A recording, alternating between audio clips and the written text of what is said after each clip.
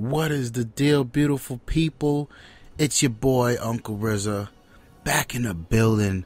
I wanna hold my hand out and give Sony a good firm handshake for that Shareplay shit. That's pretty dope.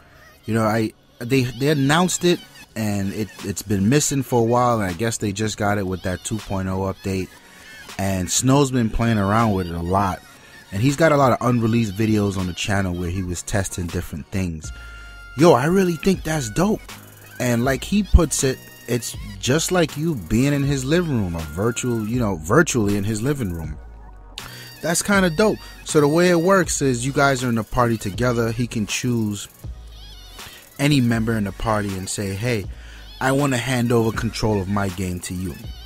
And then that now initiates a handshake. The quality gets dumbed down to 720p for the person who's actually taking over control, and you can do what you got to do. You can play the game, you can test it out, you can help him pass a stage he couldn't pass, help him beat somebody he couldn't beat. You know what I mean? Like, I think that's so dope that Sony was able to pull that off. And that's obviously piggyback off of that PS Now streaming service that they got running that they can't get up and out the door because of the pricing. But it just goes to show that the foundation will take you a long way. But what really interests me is the very core of how this thing works.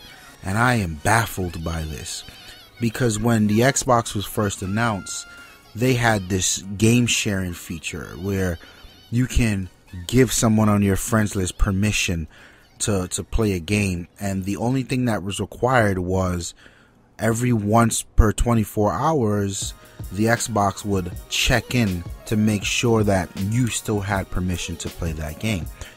The internet was up in arms. Microsoft had to reverse these policies, but here comes Sony with a different iteration of that, but the same nonetheless. The foundation is the same. Now understand, this is not a 24-hour check-in, because you're constantly running through the server. So the people who were saying, oh, screw that, I'm not online all the time, are the same people that's standing on couches and tables clapping for this feature. Well, how do you propose that you're going to share play someone's game if you're not online?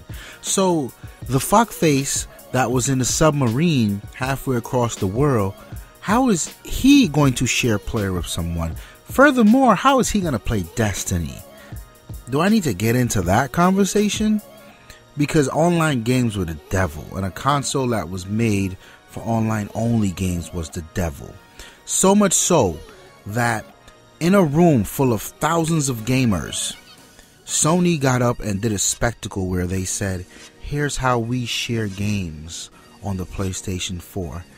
And you had one mid-aged loser hand another mid-aged loser a Blu-ray disc, and the crowd went wild. None of these people hand their friends CDs. None of these people hand their friends Blu-rays and DVDs. So why is a group of consumers who are supposed to be technologically savvy cheering for something that was 2 generations old? I've still yet to receive clarity on that. And then here comes Sony piggybacking off of the very thing that the media crucified the Xbox for. And it's dope. This makes me resent Sony. I would love to have seen how Microsoft would have been able to evolve that feature, but no. This, my friends, is called the double standard. This is called the fanboy war. It's your boy Uncle RZA. Hit the comments below. I want to know how you feel about it. I'm out of here. Peace.